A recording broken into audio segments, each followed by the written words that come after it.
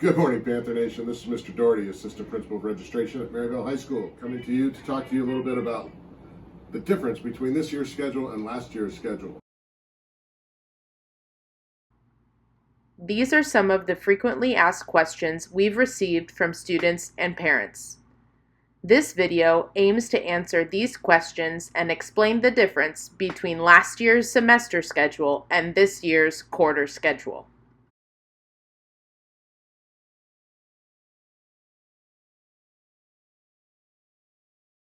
Okay, Panthers, so we're going to compare last year's schedule to this year's schedule.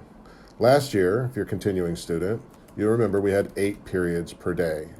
So you might have had English, algebra, and biology in the morning, go to advisory, have lunch, and then in the afternoon you might have Spanish, CTE, and maybe band.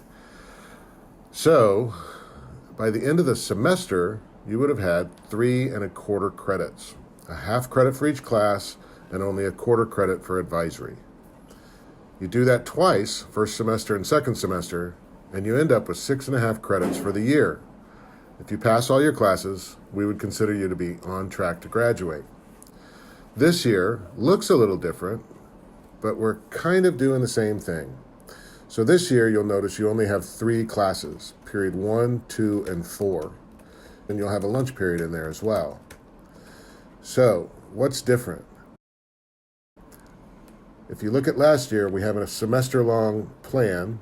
That has now been condensed into half of a semester. We call it a quarter.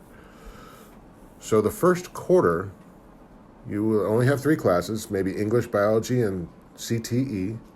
By fall break in October, you will have finished 1 1/2 credits. So English 1 will be complete.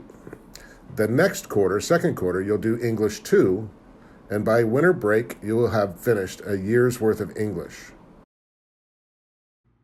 To answer question 5, do I have until December to be passing to earn credit? The answer is no. By October break, you will have your first opportunity to earn your half credit that last year you earned by December.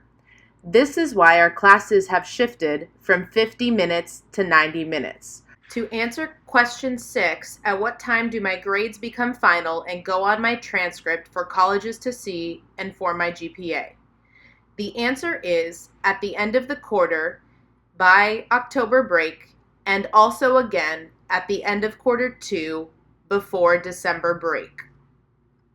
To answer question 7, what happens to my schedule in January? Let's go back to our visual schedule we were using before. The second semester are those classes you didn't have the first semester. If you look at last year's schedule, they're kind of combined, all 8 class periods. You have 6 classes. Now those other 3 classes are in second semester. Looking at second semester here, third quarter, you'll notice English and biology are gone, CTE is gone, and you now have your algebra, band, and Spanish class. Same thing, in 9 weeks, you will be done with the first part of algebra and the first part of Spanish, and you will get a half a credit. In the fourth quarter, you finish the second half for algebra and Spanish, and you get your credit again. By the end of the year, you will have 6 credits. Why 6 and not 6 1/2? Well, that's because we don't have advisory this year. So the 2 quarter credits make us lose that half credit for the year.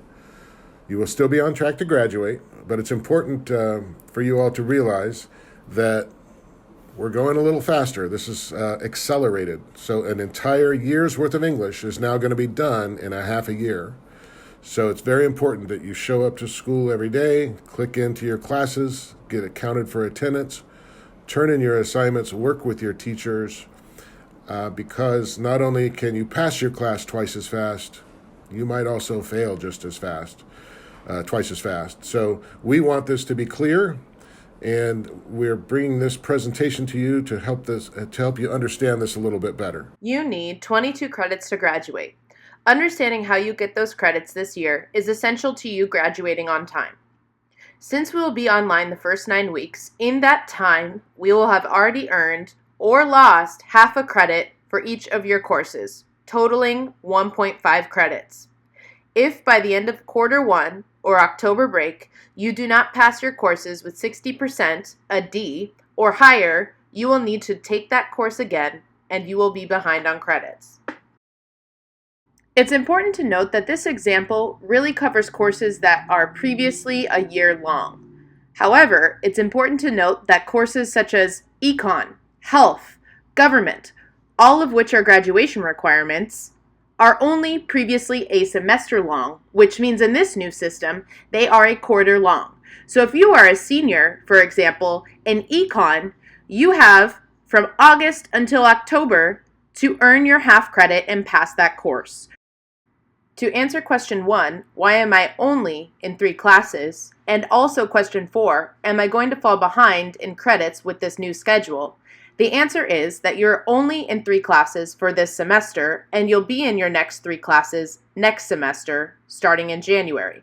This schedule does not allow you to fall behind in credits for graduation.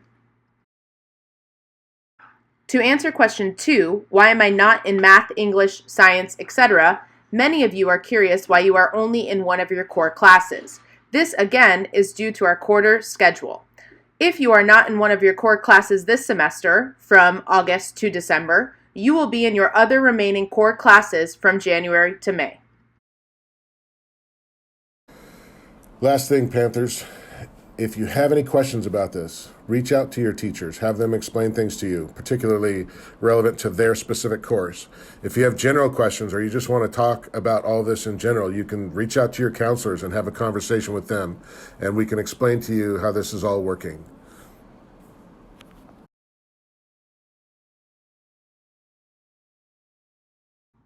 While we do not have advisory for academic intervention during 4th hour this semester, we still have built-in time for you to get academic support from 2:25 to 3 p.m. Please work with your teachers to get the support you need during this time. We will also offer content tutoring from 3 to 5:30 p.m. on select days.